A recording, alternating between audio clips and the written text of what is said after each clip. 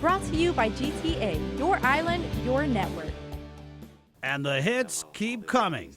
Former Adelup Communications Director Torres firing off letters to the legislature, alleging he helped cover up the sexual harassment of a former Adelup staffer, allegedly committed by newly appointed Customs and Quarantine Director Palacios. First, Customs officers saying Palacios tried to bring in forbidden items after returning from a trip to the Philippines.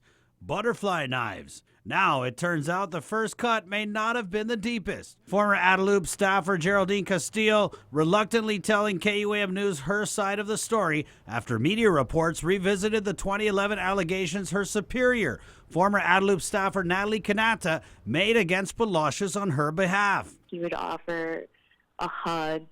He offered massages. I dismissed it because, I could push away impliedly flirtatious comments. It's not a big deal to me. Everyone does it. Castillo saying she brushed off inappropriate messages from Palacios, who was the director of the Guam State Clearinghouse at that time.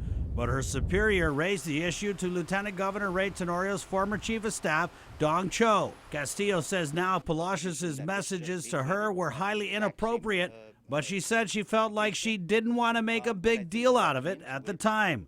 Castillo said she was then called into a meeting with Cho and Palacios, and they turned the tables on her. Instead, I'm the one being punished. And so Eric just thought that it was just my agenda to do something against him. The kicker, Castillo said she's aware of other women in the administration who have weathered unwanted advances made by Palacios, eerily echoing the Me Too movement.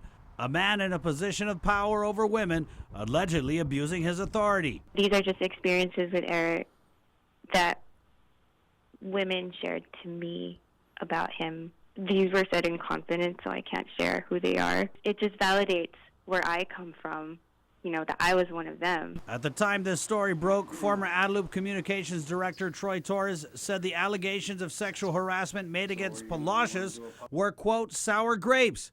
But today, Torres tells KUAM News he was being Adelup's spin doctor when he gave comments to the media. What I did was wrong.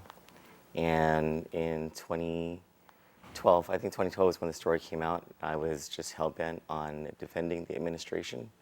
Castillo saying Palacios even went as far as threatening her with litigation. He said, I could sue you for defamation of character. He never sued me. Castillo would eventually be terminated for disclosing an internal memo.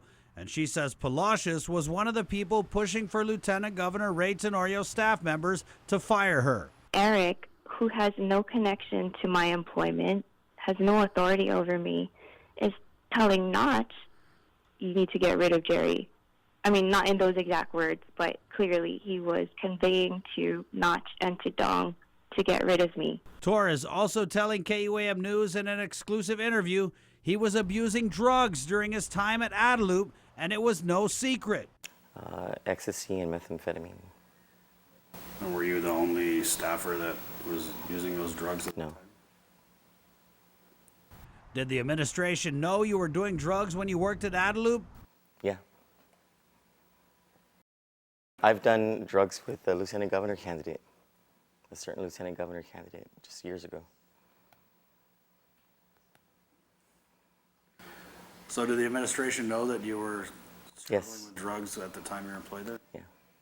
Torres saying he's now clean and adds he would be willing to take a drug test to prove it. Yeah, I'll do that. As long as it's not by the government of Guam, yeah. For Guam's News Network, Chris Barnett reports. Brought to you by GTA, your island, your network.